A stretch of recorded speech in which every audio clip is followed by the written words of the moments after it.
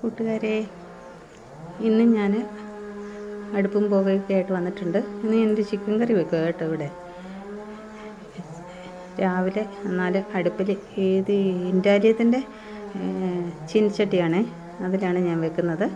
ഒരടുപ്പിൽ കഞ്ഞി മൺകലത്തിൽ, മറ്റേ കലത്തിൽ ചുമ്മാ പുക വരാതിരിക്കാനുള്ള, കുടിക്കാനൊന്നുമല്ല, കുടിവെള്ളം.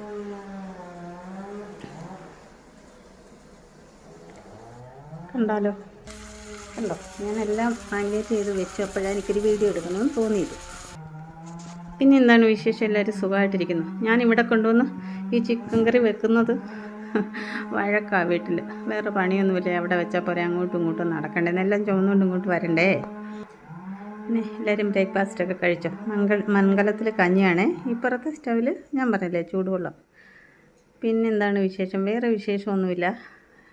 ഞാൻ പറയാൻ വന്നത്, നമ്മൾ ഒരാളെ സഹായിക്കുമ്പോൾ ഈ സഹായിക്കുന്ന ഏത് മനുഷ്യരെയാണേലും സഹായിക്കുന്ന മനുഷ്യരോടാണ് നമ്മൾ അവർക്ക് ക്യാഷായിട്ട് കൊടുക്കരുത്. അർഹതപ്പെട്ടവർക്ക്, അത്രയ്ക്ക് അറിയാവുന്നവർക്ക് കൊടുക്കുക. അല്ലാതെ അവർക്ക് ഫുഡില്ലെന്ന് പറയുമ്പോൾ അരി വാങ്ങി കൊടുക്കുക, വസ്ത്രമില്ലെന്ന് പറയുമ്പോൾ ആർക്കാണോ അവർക്കുള്ള വസ്ത്രം മേടിച്ച് അയച്ചു കൊടുക്കുക. നമ്മൾ ഈ ക്യാഷൊക്കെ കൊടുക്കുമ്പോൾ ഈ ക്യാഷ് കൊണ്ട് മറ്റുള്ളവരുടെ ക്യാഷ് കിട്ടി ജീവിച്ച് പഠിച്ചു കഴിഞ്ഞാൽ പിന്നെ പണി ചെയ്യാൻ ഇച്ചിരി ബുദ്ധിമുട്ടാണ്. പിന്നെ അവരുടെ ആർഭാട ജീവിതം, പോകുന്നതും വരുന്നതുമൊക്കെ. ഞാൻ പറയട്ടെ, ഞാൻ പറയുന്നത് എന്നെ പറഞ്ഞ ഒരുത്തിയെക്കുറിച്ചാണ്, പാവപ്പെട്ട ഉമ്മ. അവളെക്കുറിച്ച് മാത്രമാണ് ഞാൻ പറയുന്നത്. ഈ സഹായിക്കുന്ന, ഈ സപ്പോർട്ട്, ഈ തോന്നിയാസത്തിനെല്ലാം സപ്പോർട്ട് ചെയ്യുന്ന കുറേ ഈ കാക്കമാരും ഉമ്മമാരും ചേട്ടന്മാരും ഒക്കെ ഉണ്ട്. അവരോടാണ് ഞാൻ പറയുന്നത്.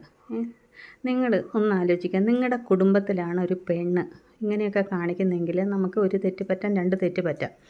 അത് തിരുത്തി ജീവിക്കുക. ഇങ്ങനെയൊക്കെയാണ് 4, 5, 6 ഒക്കെ വേളിയും കഴിച്ച് അതിൽ മക്കളെ ഉണ്ടാക്കി മറ്റുള്ളവർ തരണം, നിങ്ങളാണ് ഇതിന് ഉത്തരവാദി, നിങ്ങൾ ഇതിന് സമാധാനം എന്ന് പറയുവാണെങ്കിൽ നിങ്ങൾ സമ്മതിക്കുമോ?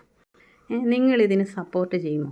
നിങ്ങൾക്ക് പെങ്ങൾക്കായിക്കോട്ടെ, നിങ്ങൾക്കായിക്കോട്ടെ, നിങ്ങളുടെ കൂടപ്പിറപ്പുകൾക്കായിക്കോട്ടെ ഉണ്ട്, നമ്മൾ എന്തു പറയും? പറഞ്ഞ് തിരുത്തും. ഇത് സോഷ്യൽ മീഡിയയിൽ വന്ന് പറയരുത്. നമ്മുടെ 4 ചുമരുകൾക്കുള്ളിൽ, നമ്മുടെ കുടുംബത്തിനുള്ളിൽ ഒതുങ്ങേണ്ട കാര്യമാണെന്ന്. കുറച്ചെങ്കിലും ഉളുപ്പുണ്ടെങ്കിൽ ഇത്രയും ഈ തോന്നിയാസം നടത്തിയിട്ട് പൊതുസമൂഹത്തോട് വന്ന് വിളിച്ച് പറയാൻ, അവരുടെ ജീവിതശൈലി, അവരുടെ മാന്യത, അവരുടെ സ്റ്റാൻഡേർഡ് എന്താണെന്ന് നമുക്ക് മനസ്സിലാക്കാവുന്നല്ലേ ഉള്ളൂ. എന്നിട്ട് സഹായിച്ചവരെ, ആണാണേലും പെണ്ണാണേലും, പിന്നീട് അവരുടെ കയ്യിൽ നിന്ന് കിട്ടിയില്ലെങ്കിൽ അവരുടെ മേത്തോട്ട് കയറുക, അവരുടെ കുടുംബത്തിൽ കയറി കളിക്കുക, കുടുംബം ഇല്ലാണ്ടാക്കാൻ ശ്രമിക്കുക. ഇതൊക്കെ നിങ്ങളെല്ലാവരും കണ്ടതാണ്. ചിലർക്കിത് ഇഷ്ടപ്പെടത്തില്ല, കാരണം എന്താണെന്ന് എനിക്കറിയില്ല. പിന്നെ പകുതി പേരും ഞാൻ ഉൾപ്പെടെ ഇത്രയും ദിവസം ഇത് മിണ്ടാതിരുന്നത് കാരണം എന്നാന്ന് വെച്ചാൽ, നമ്മളൊരു സൊസൈറ്റിയിലാണ് ജീവിക്കുന്നത്. നമ്മൾ സോഷ്യൽ മീഡിയയിൽ വന്ന് പറയേണ്ട കാര്യങ്ങളെ അല്ല. നമുക്ക് ഒരു പരിധിയുണ്ട്, നമുക്ക് ചുറ്റുമുള്ള ഒരു സൊസൈറ്റി ഉണ്ട്, നമുക്ക് ചുറ്റുമുള്ള മനുഷ്യരുണ്ട്, നമ്മളെ കാണുന്ന കുറേ പേരുണ്ട്, നമ്മളെ അറിയുന്നവരുണ്ട്. നമുക്കതൊക്കെ ഒരു നാണക്കേടാണ്. പിന്നെ മദ്യപാനത്തെക്കുറിച്ച് പറയുമ്പം, ഒരു കേരളത്തിൽ കോടിക്കണക്കിന് രൂപയുടെ മദ്യം ചിലവാകുന്നുണ്ട്. ഏറെ പേരും മദ്യപിക്കുന്നവരാണ്. അവരൊക്കെ ഈ സോഷ്യൽ മീഡിയയിൽ വന്ന് എൻ്റെ ഭർത്താവ് മദ്യപാന, എൻ്റെ മകൻ മദ്യപാനാന്ന് പറയുവാണെങ്കിൽ ഈ സോഷ്യൽ മീഡിയയിൽ പിന്നെ ഒന്നും ഇടാൻ കാണില്ല.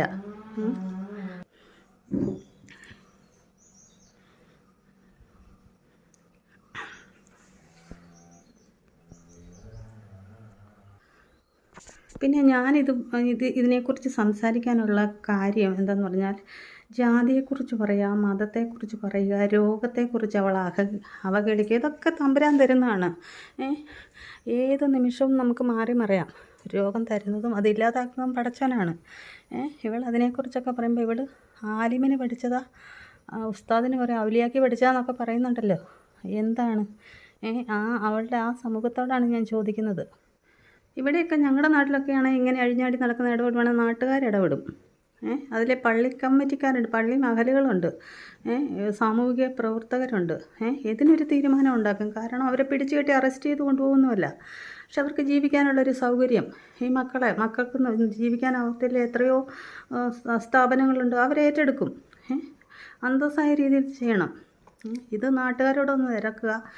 എവൻ്റെയിലും കൂടെ പോയിട്ടുണ്ടെങ്കിൽ അത് വന്ന് സോഷ്യൽ മീഡിയയിൽ വന്ന് വിളമ്പുക. അതിനാരെങ്കിലും കമൻറ്റ് ഇട്ടിട്ടുണ്ടെങ്കിൽ അതിനുള്ള അവരെ വിളിച്ച് അവരുടെ തന്തയ്ക്ക് വിളിക്കുക. ഇതൊക്കെ എന്ത് ഞങ്ങളെപ്പോലുള്ള രോഗികൾ ഇതൊക്കെ കേൾക്കുമ്പോൾ ഈ രോഗത്തെക്കുറിച്ചൊക്കെ, ക്യാൻസർ എന്ന് പറഞ്ഞാൽ അതിനെക്കുറിച്ചൊക്കെ പുച്ഛിക്കുമ്പോൾ എനിക്ക് വിഷമമൊന്നും ഉണ്ടായില്ല. അവർക്ക് നല്ലൊരു വിവരം കൊടുക്കണേ തമ്പുരാനെ എന്ന് ഞാൻ പ്രാർത്ഥിക്കുകയാണ് ചെയ്തത്. പക്ഷേ ഇത് കേട്ട് സങ്കടപ്പെടുന്ന, പേടിക്കുന്ന കുറേ ആൾക്കാരുണ്ട്.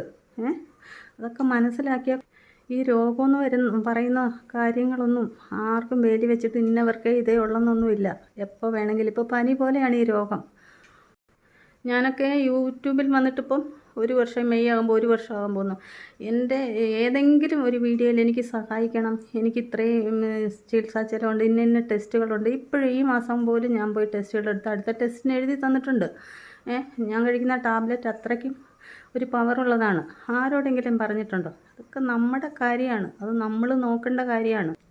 ഞാനിപ്പോൾ ഇതൊക്കെ പറയാൻ കാരണം, ഇവൾ എന്നെക്കുറിച്ചാണ് പറഞ്ഞത്. എന്നെ അത് പറയാൻ പാടില്ല. അവൾ പറയാൻ പാടില്ല. സഹായം ഏത് രീതിയിൽ ഒരു സഹായം കിട്ടി അതില്ലെണ്ടെന്ന് പറയുമ്പോൾ അവരെ എന്തും പറയാമെന്നാണോ? അതുപോലെ സഹായിച്ച എത്രയോ പേരുണ്ട്. അവരുടെ കുടുംബമാണ് ഇവിടെ ഇല്ലാതാക്കാൻ നോക്കിയത്. എനിക്കറിയാവുന്ന കുടുംബമാണ്. ഒന്നുമില്ല, ഒരാണാണ് സഹായിച്ചെങ്കിൽ പിന്നീട് കിട്ടിയില്ലെങ്കിൽ അവർ ചെയ്യുന്ന കോളുകൾ സേവ് ചെയ്ത് വെച്ചിട്ട് അവരുടെ വീട്ടിലോട്ട് അയച്ചു കൊടുക്കുകയാണ്. എന്താണ് ഇതൊക്കെ? പിന്നെ കുറച്ച് സഹായിക്കുന്ന ഉമ്മമാരോടും ഉപ്പമാരോടും കാക്കമാരോടൊക്കെ എനിക്ക് പറയാനുണ്ട്. നിങ്ങൾ പറഞ്ഞ് മനസ്സിലാക്കുക. എന്തെങ്കിലും സഹായം വേണമെങ്കിൽ നീ ഞങ്ങളോട് ചോദിക്കും, ഞങ്ങൾ തരാം. നീ പൊതു മീഡിയയിൽ വന്ന് വിളമ്പാതിരിക്കുക എന്ന് പറഞ്ഞ് മനസ്സിലാക്കുക. അതല്ലേ നല്ലൊരു സുഹൃത്ത്, നല്ലൊരു കുടുംബം, നല്ലൊരു ഇക്കായ്ക്ക് ചേർന്ന പരിപാടി അതല്ലേ? അതല്ലാതെ അവളെ എന്തെങ്കിലും അവൾ പറഞ്ഞിട്ട് അവളെ വന്ന് ഉപദേശിക്കുന്നവരെ വന്ന് യൂട്യൂബിൽ വന്ന് കമൻ്റ് ഇട്ട് അവളുടെ വഴിക്ക് വിട്ടേക്കാൻ. നിങ്ങളുടെ സഹോദരിയാണെങ്കിൽ നിങ്ങളിങ്ങനെ വിടുമോ? എൻ്റെ കാല് കണ്ടോ? നീര് കണ്ടോ? ദേഹം മൊത്തം ഇങ്ങനെയാണ്. നമ്മളിതൊന്നും ആരോടും പറയുന്നില്ല. നമുക്കുള്ള വേദനകൾ, വേദന മാറി ഒരു നിമിഷം പോലും ഇല്ല. ഇതൊക്കെ നമ്മൾ സഹിക്കുന്നുണ്ട്. ഇതൊക്കെ ജീവിതത്തിൻ്റെ ഭാഗമായി തീർന്നു. ഇത് മറ്റുള്ളവരോട് കാണിച്ചിട്ടോ പറഞ്ഞിട്ടോ നമുക്കൊന്നും കിട്ടാൻ പോകുന്നില്ല. അപ്പം സംസാരിക്കുന്നത് പാവപ്പെട്ട ഉമ്മയ്ക്കുള്ളതാണ്. നോക്കിയും കണ്ടുമൊക്കെ സംസാരിക്കുക. രോഗത്തെക്കുറിച്ച് പുച്ഛിക്കാതിരിക്കുക. സഹായിച്ചവരെ മറക്കാതിരിക്കുക. എൻ്റെ ചിക്കൻ കറി റെഡി ആയിട്ടോ. ഇവിടെ ഒത്തിരി ചാറൊന്നും വേണ്ട, ഗ്രേവിയാണ്. ഇത് കഞ്ഞിയാണേ, കണ്ടോ? ഇനി ഇച്ചിരി പച്ച വെളിച്ചെണ്ണയും കറിവേപ്പിലയൊക്കെ തൂവി ഞാനൊന്ന് വാങ്ങി വിട്ടു. ഞാൻ യൂട്യൂബിൽ വന്ന് ഇങ്ങനെയൊന്നും സംസാരിക്കണമെന്നേ വിചാരിച്ച ഒരാളല്ല. പക്ഷേ എന്നെക്കൊണ്ട് സംസാരിപ്പിച്ചതാണ്. നന്നായാൽ കൊള്ളാം, അത്രയേ ഉള്ളൂ. ഇനി നമ്മുടെയൊക്കെ മക്കൾ വളർന്നു വരുമ്പം ഈ മക്കളെ ചേർത്ത് പിടിച്ച് മക്കളെ കാണിച്ച് തെണ്ടുന്ന ഈ മക്കൾ തന്നെ ഇവൾക്ക് നേരെ വിരൽ ചൂണ്ടും. ഇപ്പം അയാൾ ഇട്ടിട്ട് പോയത് വേറൊന്നും കാണില്ല, വേറെ എന്തെങ്കിലും കണ്ടു കാണും അയാൾ. അത് ഫോണിലോ അല്ലാതെ എങ്ങനെയൊക്കെ കയ്യിലിരിപ്പതല്ലേ. എന്താണേലും നന്നാകാൻ ശ്രമിക്കുക. നന്നാകട്ടെ എന്ന് ആശംസിക്കുന്നു. ഓക്കേ. അപ്പോൾ കൂട്ടുകാരെ, എന്നെ ആരും ചിതേന്തറിയൊന്നും പറയല്ല. ഞാൻ കാര്യമാണ് പറഞ്ഞത്, ഇല്ലാത്ത ഒന്നുമല്ല. അപ്പോൾ ഇത് ചിക്കൻ കറി റെഡിയായി. നോക്കിയേട്ടെ. ഓക്കേ.